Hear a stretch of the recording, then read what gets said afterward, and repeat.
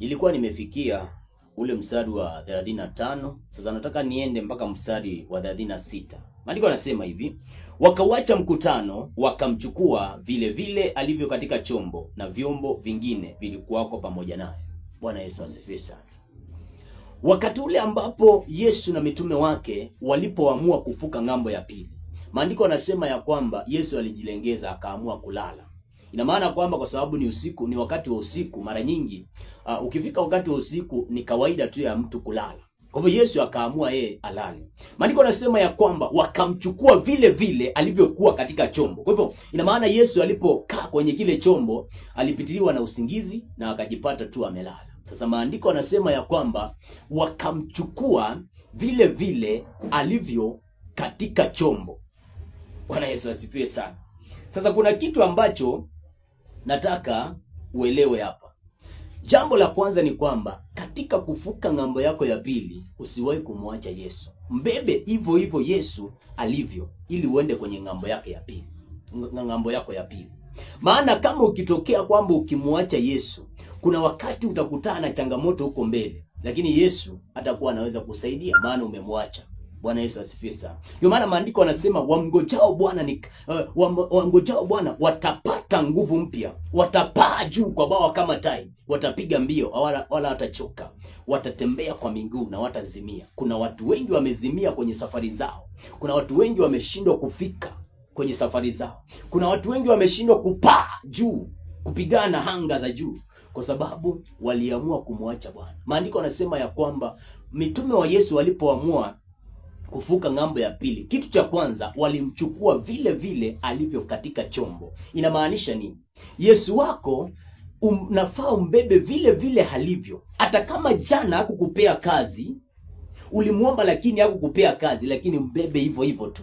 Ukiwa na maumivu yako unasema kwamba jana mbona naona hakunipea kazi, mbebe hivyo hivyo. Kuna siku atakusaidia huyo Yesu wako. Bwana Yesu asifiwe sana.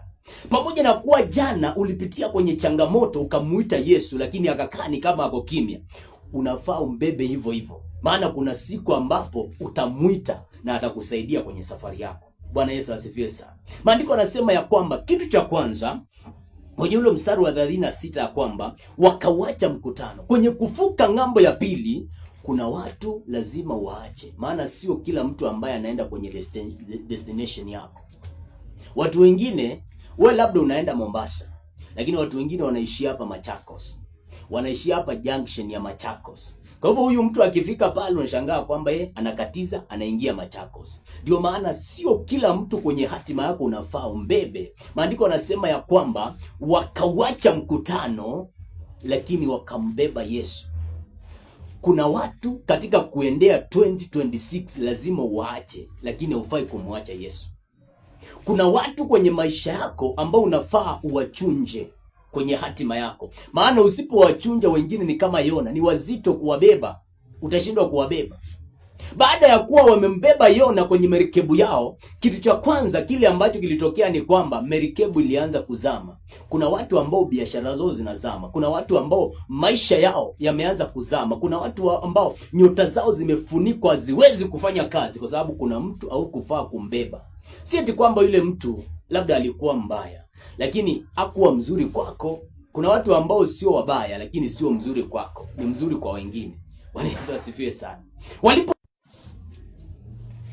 Walipombeba Yona, kitu cha pili kile ambacho kilitokea ni kwamba ile safari ambao walikuwa wameamua kwenda, maandiko yanasema ya kwamba wakaanza kurusha vitu ambavyo walikuwa wamevibeba ili angalau ile merikebu iendelee na safari. Kwa hivyo inawezekana ukawa umesheheni nyota nzuri, umesheheni vitu vizuri kutoka kwa Mungu, uko na kipawa kizuri, uko na mafanikio makubwa ambao Mungu amekubebesha Mungu vitu vikubwa ambavyo unafaa kuvitua hapa duniani visaidie watu. Uko na neno la Mungu ndani yako, lakini ukashangaa kwamba ile neno ukaanza kuitupa kwenye bahari, mahali ambapo hapafai. Ukaanza kutupa vitu ambavyo ni vya dhamana kwenye maisha yako kwa sababu ya kumbeba mtu ambaye si halali kwenye maisha yako. Bwana Yesu asifiwe sana. Kitu cha kwanza wakauacha mkutano. Na walipouacha mkutano wakaamua kumbeba Yesu. kwenye haya maisha ukitaka kufanikiwa, lazima uangalie ni nani umchunje na nani uende na yeye. Maana sio kila mtu ambaye ukienda naye utahakikishiwa kufanikiwa kwenye maisha yako. Bwana Yesu asifiwe sana. Haleluya. Maandiko nasema ya kwamba wakawacha mkutano, wakamchukua vile vile alivyo katika chombo, na vyombo vingine vilikuwako pamoja naye. Oh my God. Sijui kama kuna kitu unakielewa pale, ya kwamba kwenye safari yako, kama ikitokea kwamba unataka kufuka 2026 ukafanikisha yale mambo ambayo ulikuwa umeandika kwenye karatasi, kwenye daftari yako, ukasema ya kwamba huu mwaka nitafanya hiki, nitafanya hiki, changua watu wa kuenda nao, sio kila mtu. Lakini unapochangua usimwache Yesu, maana Yesu ndiye atakuja kukufanikisha. Maandiko yanasema ya kwamba kwa maana Yesu Kristo ndiye njia, kweli na uzima. Hizo vitu vitatu. Kwa hivyo ina maana kwamba kuna wakati ambao utahitaji uzima kwenye maisha yako. Kuna wakati utahitaji hiyo biashara yako ikuwe na uzima. Kuna wakati utahitaji ndoa yako ikuwe na uzima. Kuna wakati utahitaji kwenye safari yako ya masomo yako yakapate kuwa na uzima. Unahitaji umbebe Yesu. Bwana Yesu asifiwe sana. Yesu Kristo ndiye njia, kweli na uzima. Maandiko yanasema ya kwamba mtu haji kwa Baba ila kwa njia ya Yesu Kristo. My God. Ndio maana Yesu anasema ya kwamba aniaminie mimi, kazi nizifanyazo atafanya hata zaidi. Kwa hivyo ina maana kwamba kama ukiwa na Yesu, zile kazi alizifanya Yesu, una uwezo wa kufanya hata zaidi ya hizo. Lakini lazima uamue kumbeba Yesu. Pamoja na kuwa ulipitia changamoto jana, na wakati ule Yesu akakaa kimya, ujue kwamba kukaa kimya kwake ilikuwa ni jibu. Labda kama angekuongelesha wakati ule haugemuelewa. Labda kama angetenda wakati ule au ungeona impact kwenye kile ambacho anakutendea. Ndio maana akaamua kukaa kimya. Kukaa kimya kwa Yesu haimaanishi kwamba ametulia tu. Hapana. Inamaanisha kwamba ni jibu kukaa kimya. Maana akikujibu wakati ule hakutakuwa na faida. Bwana Yesu asifiwe sana. Haleluya. Wakaamua kumbeba Yesu wao. Usiwahi kumwacha Yesu kwenye maisha yako. Kuna watu ambao waliamua kumwacha Yesu. Kwa mfano, ukiangalia mtu kama Sauli, wakati ule alipoona jeshi linakuja kumpiga vita, akaamua kwenda kutoa dhabihu, kutoa sadaka. Wakati ule ni mfalme, afai kutoa sadaka, anafaa kukaa kwenye nafasi yake ufalme. Utoaji wa sadaka ulifaa kutolewa na Samueli. Sasa yeye mwenyewe akakimbia akamwacha Mungu, akaenda kutoa sadaka kwa sababu ya pressure za watu, kwa sababu ya pressure ya kuona kwamba atakuja kupigwa vita. Kuna watu wameona vita iko karibu kuja kupigwa vita, wakaamua kwenda kumwacha Yesu. Ujue kwamba kuna wakati utamhitaji Yesu na lazima urudi mahali ulipomwacha. Urudi mpaka huko, na wakati utakuwa umepoteza wakati wako. Bwana Yesu asifiwe sana. Mbona upoteze wakati wako mwaka wa 2026? Si uamue tu kutembea na Yesu. Amua kumbeba Yesu akiwa vile vile kwenye chombo. Amua kumbeba Yesu. Bwana Yesu asifiwe sana. Sauli alifanya kosa moja ya kumwacha Yesu.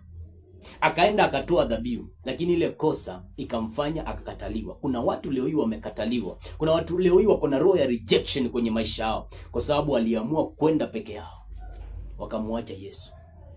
Waliamua kuchukua hatua ya kuingia kwenye ndoa, wakawa wamemwacha Yesu kwa sababu uliona yule mume ni kama ukimwacha atachukuliwa na mtu mwingine. Ule mke ukimwacha ni kama atachukuliwa na mwingine. Ukaamua kumwacha Yesu, ukamwendea yule mke ama yule mume, ukaingia kwenye ile ndoa. Ukaingia kwenye ile biashara kwa sababu uliona ile nduka labda itachukuliwa na mtu mwingine. Ukamwacha Yesu, ukaanza ukiwa peke yako. Ujue kuna wakati utamhitaji Yesu. Kuna wakati ambapo maadui watakuzingira, utamhitaji Yesu. Maana wakiangalia waone kwamba una protection ya kutosha, hauna ulinzi wa kutosha, hakuna anayekulinda. Ndio na maandiko yanasema ya kwamba yeye akulindaye hata sinzia na wala hata lala. Wakiona kwamba anayekulinda hayupo tena, ujue kwamba kuna siku watakujia na watakupiga, watamalizana na wewe. Bwana Yesu asifiwe sana. Kwa hivyo kuna umuhimu wa kumbeba Yesu wako. Kuna umuhimu wa kumchukua Yesu wako. Heri waache watu, lakini usisahau kumbeba Yesu. Bwana Yesu asifiwe sana. Kuna kauli ambayo huwa nasemanga kila wakati. Nitasema kwenye kipindi ambacho kinafuata. Barikiwa sana. na Mungu awe pamoja na wewe. Tuungane kwenye sehemu ambayo